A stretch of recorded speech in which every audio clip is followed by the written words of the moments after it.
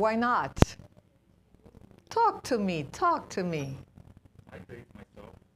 You date yourself? I love my own company. I love to be home with myself. I have no problem. As I enjoy social interaction, I feel like I date myself. Yes, yes. You too? Not always, but the question here is why and why not? So he said why. Because I'm too much sometimes. Tell me why not. Sometimes I'm too much and I judge myself too much. You judge yourself too much. So when you're judging yourself too much, you would not date yourself. No.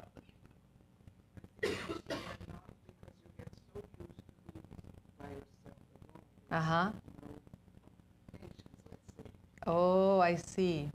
No patience with, so when you are impatient with another human being, well, but it's you. Imagine, okay, if there was a magically another you, like exactly done, duplicate, and, you find these other No, Patricia? No? No. Why? That's boring. That's boring. She said it's boring, right? This is a thing, I don't know if you are connected with the what's going on in the world, but this is a thing. Dating oneself is a thing. It's sologamy. Sologamy.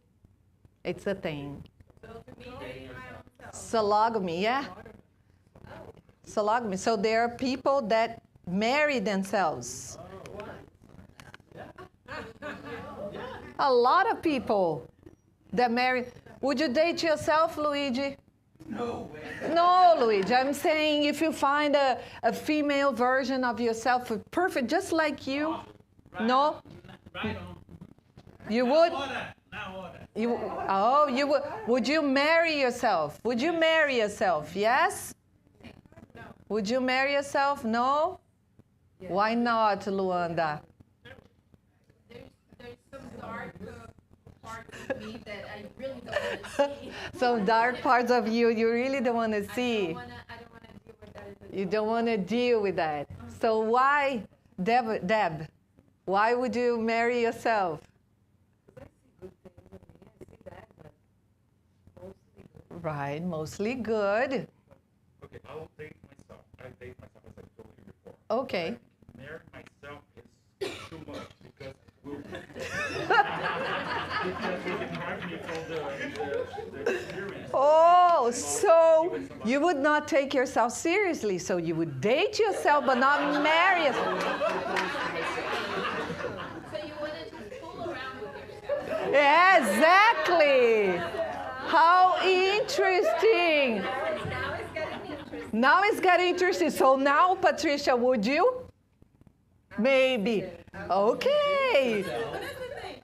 I would marry myself because I think I have good stuff and I can do good things. But I think you need balance. And if it's two people that act just like I do, I'll probably end up killing myself because sometimes you have to have some balance. People like to do stuff and, compensate a little. Do I have to marry and date just myself? Well, if you're going to be with you for the rest of your life, that's the question, So how much do you really know yourself? Well, first of all, let's bring these people. So this is something called sologamy, and it's a real thing, but it's not a law, right? But it's a thing. Okay? A lot of people are marrying themselves. Though they make a fake ceremony, of course, because it's not, it's not legal. It's not in the books. So, but there are a lot of people doing like this one. He did like a fancy luxurious ceremony. And so this is from India, this is from all over the world. So it's a thing. Every once in a while we open the news and we see that they married themselves. Well, this one, she she recently divorced herself because she found another person and she wanted to get married to another person. So she married herself in September, and 3 months later she divorced. See, I'm serious. So she divorced herself because she found someone else. But that could be a strategy too, you know, you want to get married, so then you like marry yourself, and then boom, you're going to meet someone and marry that person right after. Right after, yeah. Maybe when you marry yourself, you really start loving yourself more, and then you attract other people. There you go. There you go. It's one way. So the reason why I'm asking this, first, because this is the thing, just in case you are not living in this world and you don't know. This is the thing, we read more and more people are doing this kind of ceremony. So the first one, they got a lot of haters, but now it's becoming like, you know, more popular. So people are doing that. And the reason why I'm asking this, if you would date yourself, why and why not, is because I just want to hear from you how good do you know yourself, you know? How much do you know yourself? Your true self, or not your personality. You know me. You know me, I'm a troublemaker. I'm not I'm not on the superficiality of things. I'm talking about your true self. So when I asked you, would you date yourself, and people said they said the truth. No, because there are some dark sides of me that I don't like, and I don't want to see this. Matter of fact, we all have, right? Right? We all have it. Even if it's not you, you're always going to find some differences. I'm sorry, someone raised their hand? No, right? Okay. Okay, you can go ahead. Yeah. So basically, so to date yourself, it's what you were saying. It's to feel comfortable with yourself, you know, and to be capable of, you know, spending time with yourself, and to feel your company. That's pleasant. It's something nice to be with yourself. Trust me, there are a lot of people, not you, I know not you, none of you, but there are a lot of people that don't like their company. Not you, no, not you. But I just want to check if you really, really know yourself, because the talk tonight is about this, okay? So if you really know yourself, that you show into me, that you really know yourself, I know that you know you, right? So I want to ask you, who are you becoming? And with this question, I mean, have you ever stopped to observe your parents or caregiver or whoever was there since your young age?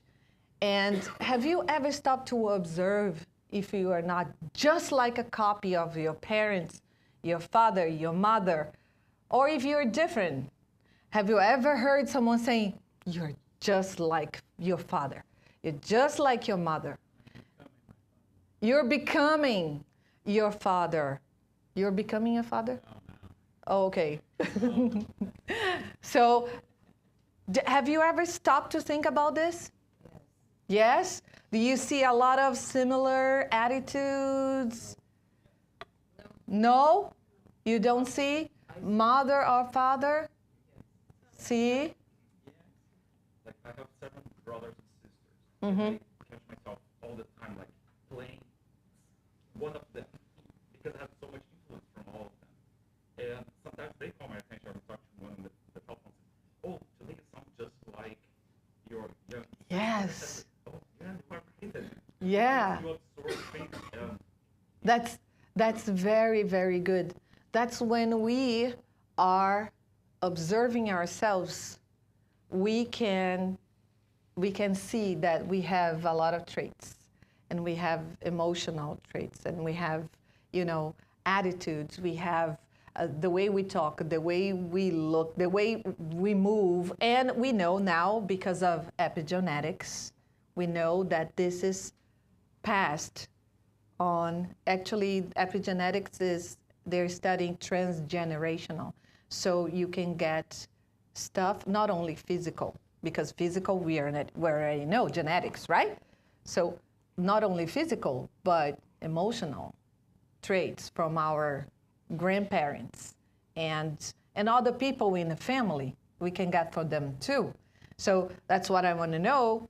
If you know that you carry a lot of those behaviors from your family, if you are capable of observing them. Yes? Oh, yeah. My brothers and I, we were always saying, yeah, it's a fine gold thing. You know, we talk about each other. Fine gold like your family. Your family, yes. Yes. This is a thing. We are repeating our family's decision. Not only that, we are actually repeating relationships most of the time, like partners, like job, like professions, right?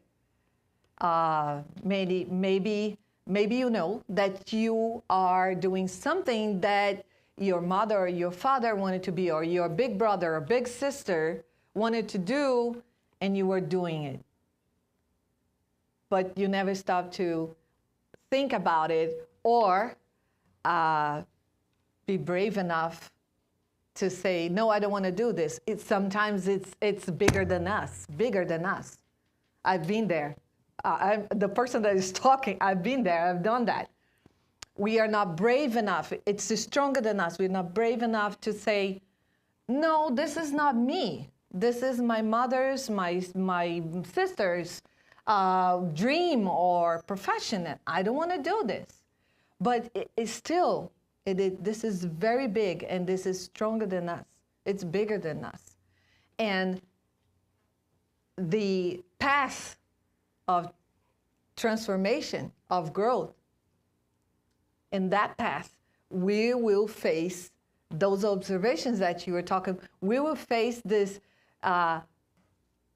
feelings that we are like, this is just like my mother, or just like my father, or just like some family member. I'm doing exactly the same.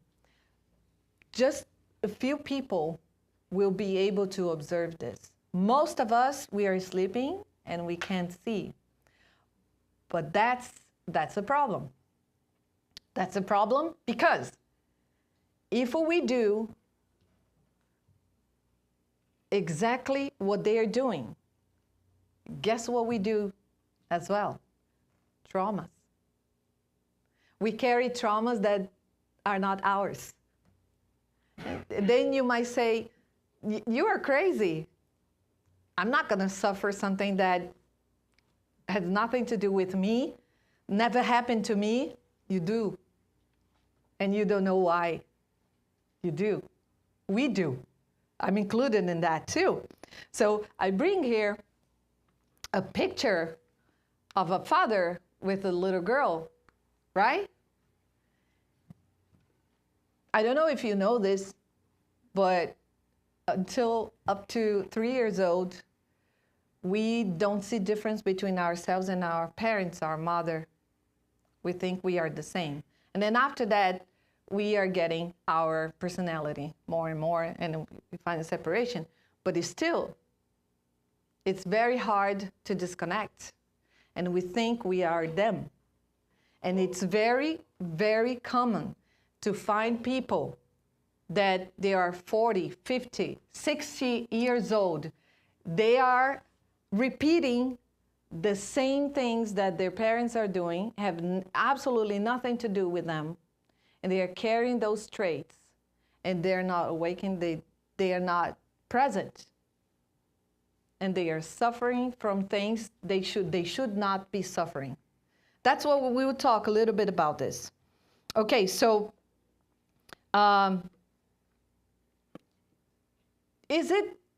what do you think? I know none of us here, maybe there is a psychiatrist in here, I don't know, a doctor. So, but think with me, we don't have to be that professional to realize something. What do you think is easier? to diagnose a bone that is broken or a mental disease, mental health, mental disorder.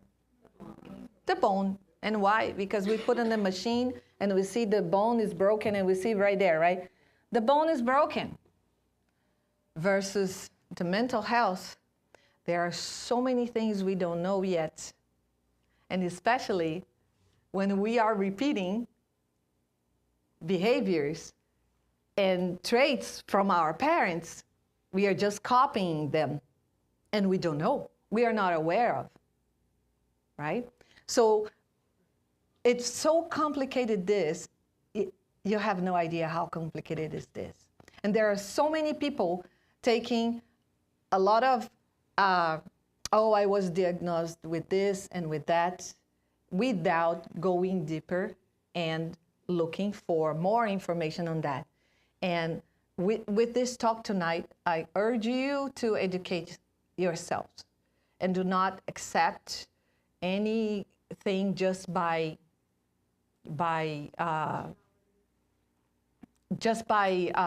for the sake of giving someone with a white coat the importance of to give you, oh, this is it. And I urge you, if you have been diagnosed with the mental health, I urge you to open your mind and your heart for more, like taking spirituality into consideration, taking the emotional traits of a family. There are so many things that can help you to realize what's going on with you.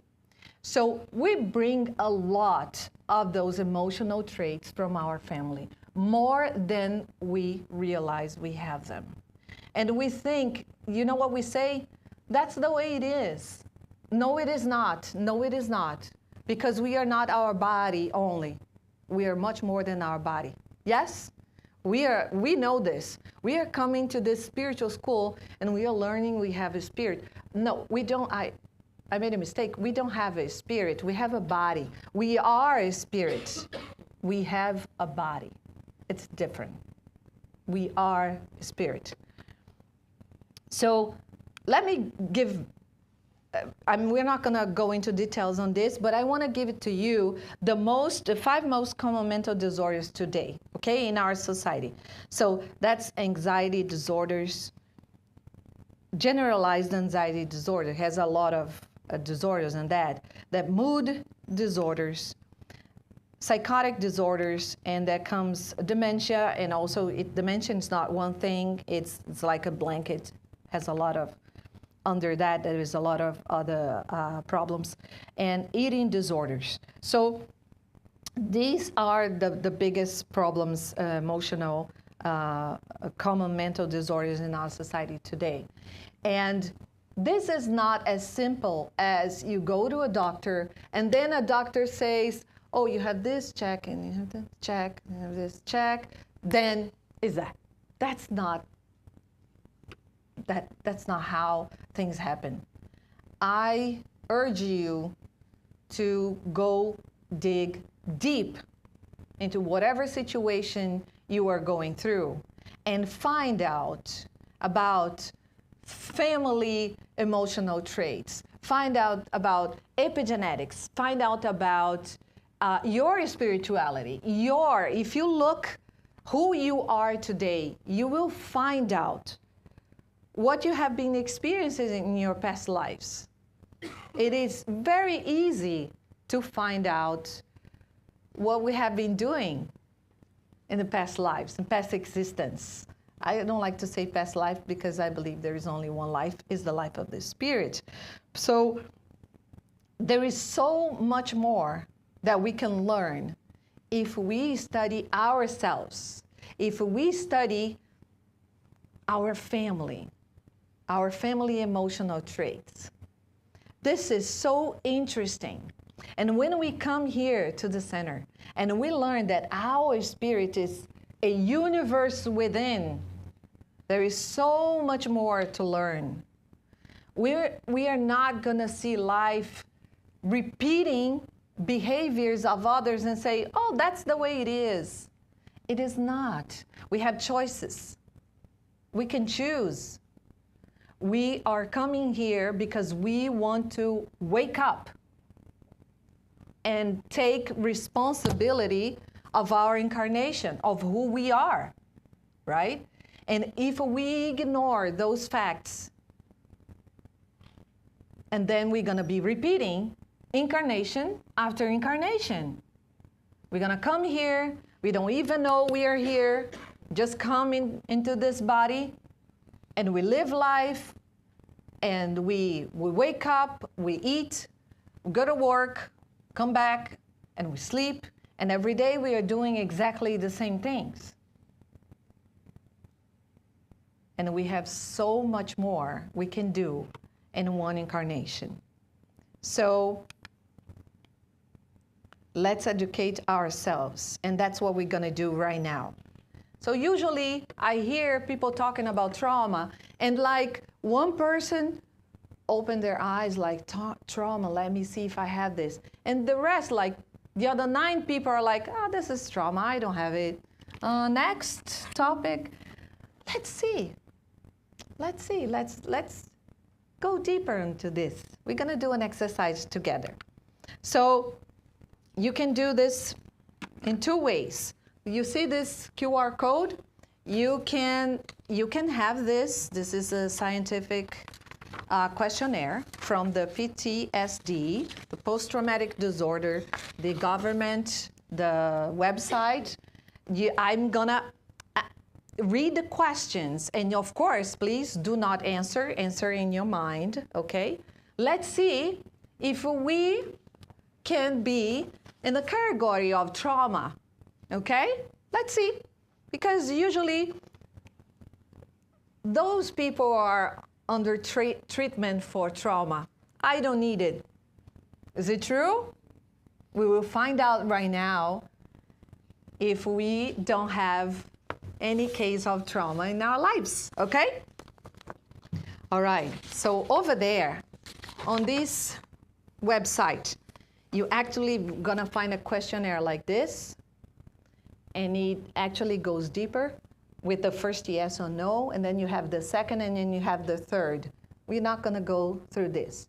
So I'm just gonna read the question, and then I invite you to relax and see what is the response in your body, right? So I believe that you know yourself enough to detect the reactions of your body, the subtle feelings or reactions or any kind of manifestation. So I'm gonna read it for you. It's just a few questions, just 10 questions, and see what is the reaction. Let's see if we are not included in the PTSD scientific studies that give the diagnosis of someone that needs some help, okay? So first question, you're gonna answer yes or no in your mind. Have you ever served in a war zone, or have you ever served in a non-combat job that exposed you to war-related casualties, for example, as a medic or graves registration duty? Second question, have you ever been in a serious car accident or a serious accident at work or somewhere else? Third question, have you ever been in a major natural or technological disaster, such as a fire, tornado, hurricane, flood, earthquake, or chemical spill? Fourth question, have you ever had a life-threatening illness, such as cancer, a heart attack, leukemia, AIDS, multiple sclerosis, etc.? Fifth question, before age 18, were you ever physically punished or beaten by a parent, caretaker, or a teacher, so that you were very frightened, or you thought you would be injured, or you received bruises, cuts, welts, lumps, or other injuries. 6, not including any punishment or beatings you already reported on question 5, have you ever been attacked, beaten, or mugged by anyone, including friends, family members, or strangers? 7, has anyone have ever made or pressured you into having some type of unwanted sexual contact? 8, have you ever been in any other situation in which you were seriously injured, or have you ever been in any other situation in which you feared you might be seriously injured or killed? 9, has a close family member or friend died violently, for example, in a serious car crash, mugging, or attack? And 10th, have you ever witnessed a situation in which someone was seriously injured or killed? Or have you ever witnessed a situation in which you feared someone would be seriously injured or killed? Okay. So if you answer yes to any of one of those questions, Larry is laughing and doing this. This Larry. Yes. We saw trauma really far away from us. It's not that far away from us now, right? So basically, trauma is a result of a negative event in our lives. That's basically it. In this planet, it's kind of hard not to have a negative event in our lives, yes? Anyone, right? It doesn't matter if you are a king or someone that lives in favela in Brazil. We can say that. So it occurs when we feel emotionally and mentally hurt by something that has happened to us. And it cannot be ignored. Because somehow, it is going to manifest itself through our behavior, our thoughts, and as a spirit, we will need to get in touch with every single one of those memories or thought forms, whatever you want to call, that is within us. Because imagine, if I don't take care of this, I'm going to carry this. But I might be taking care of my evolution, my transformation, and I'm not aware of this, and I might be taking care of this as well. Let's see what we can do to heal those trauma. What can help us to heal? First of all, did you like that exercise? It's nice, isn't it? It's an eye-opening, right? Yes? Is birth itself a form of trauma? I would say so, yes. So we are all traumatized. Yes, especially if you have a C-section where you brought up from. We have some books dictated by spirits with the influence of the spirits that talk about that, but we don't need always the spirits to give us guidance. We can meditate about those topics, and yes, it can be a trauma. I myself, when I was born, so the month before, my father had died in a heart attack. So I realized when I was 40 years old, I realized that I was angry unconsciously because he left me. 40 years old. I've been studying Spiritism and self-transformation since I am, I don't know, 10 years old. And I couldn't see that I was angry, that he passed away. But in my mind, as a child, he left me. He left me. I couldn't understand. But then, because I didn't know, because I was a kid, I didn't know how to react, that went to the back of my mind, to my subconscious mind. And actually, I was not able to detect anger in me. I was not able. I was never, ever, ever angry. But anger is a natural emotion in any human being. So there are people that never detect anger, but they do have. But they say, no, I never get angry. That was me. I used to say that. But then I realized that that anger I had, that was numbed by this death. It's very interesting. Okay, so let's see. Healing from trauma. There are so many things we can do, okay? So accept support. It sounds like obvious. Yes? No. Not obvious. Not obvious. Not obvious. Not all of us say, you know, I accept help. I want help. I'm going to look for help. We think, oh, if I don't pay attention to it, it will fade away. It will go away. No. No, no, no, no. It's not. And people will see that you have trauma, but they won't tell you.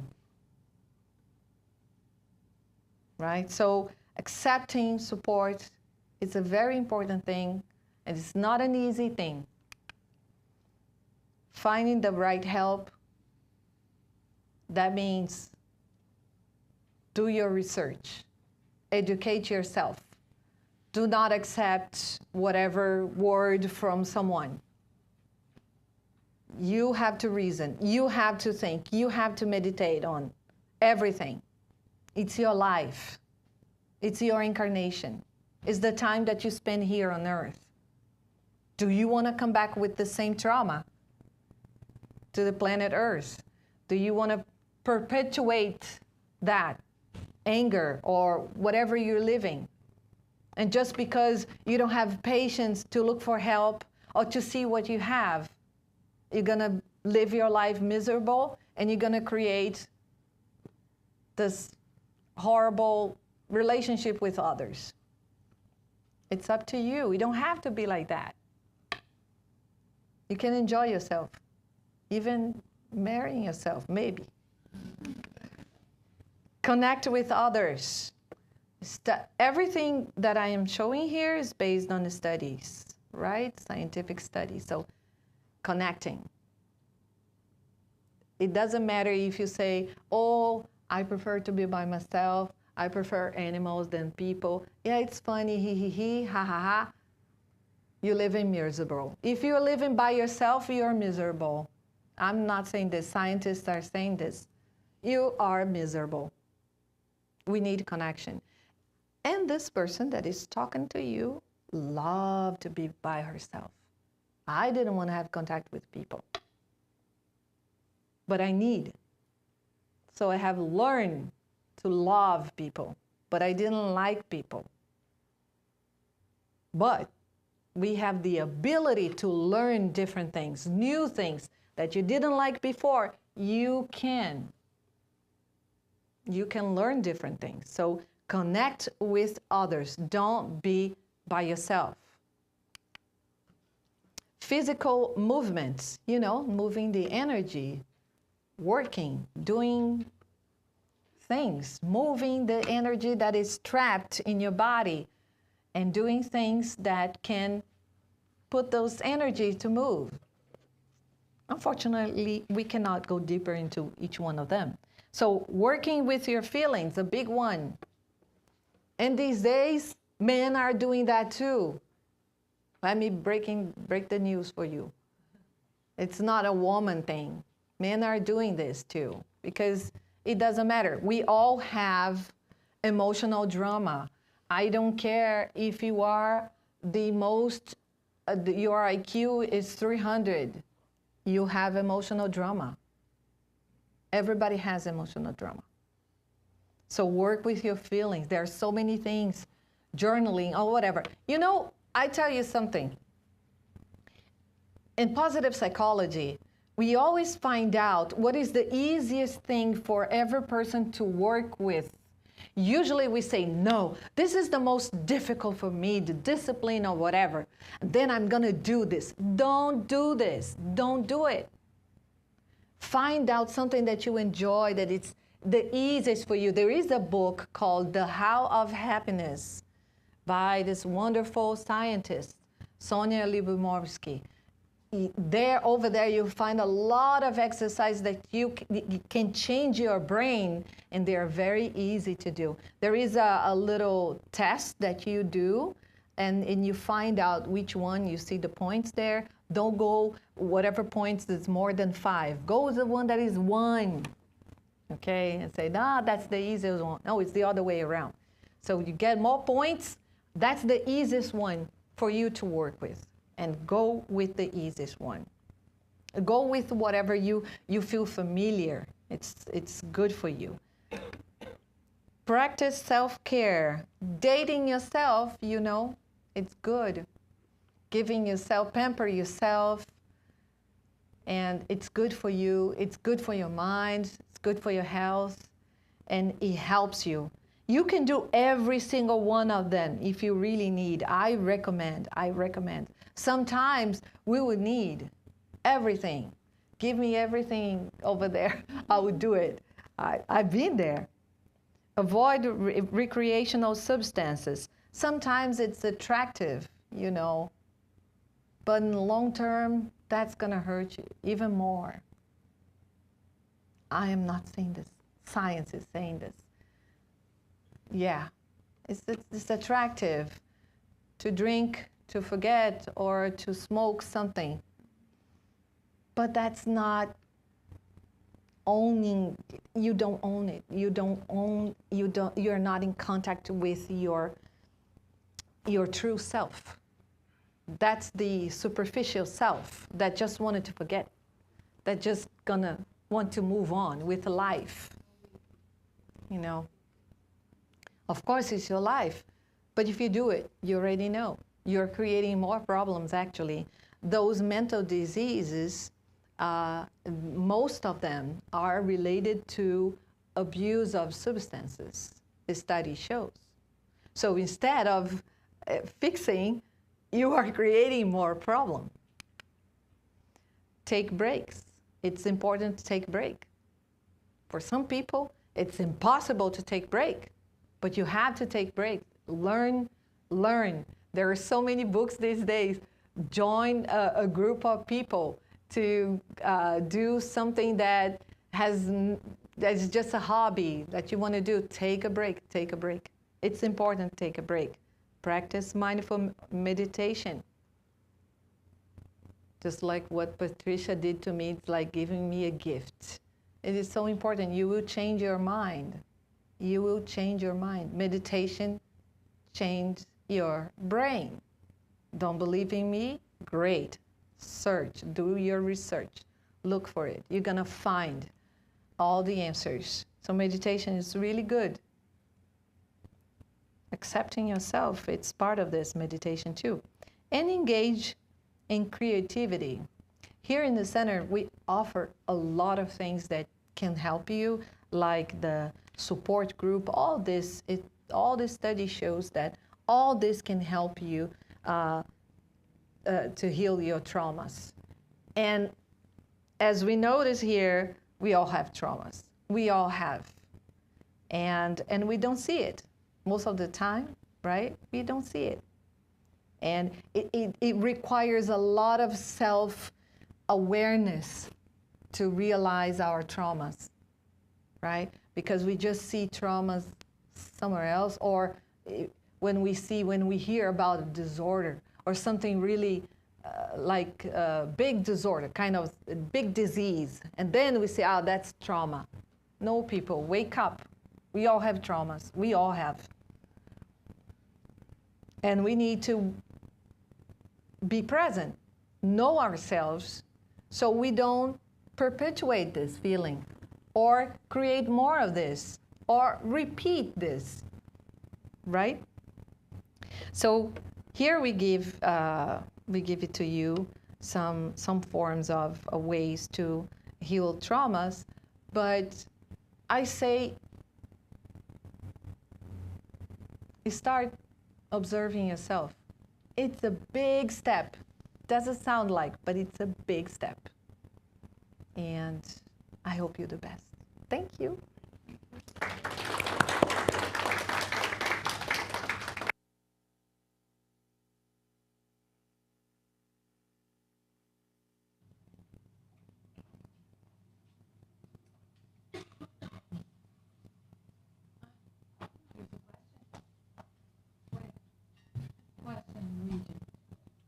Yes. Did you have any point in it? How do a person identify a trauma? Yes.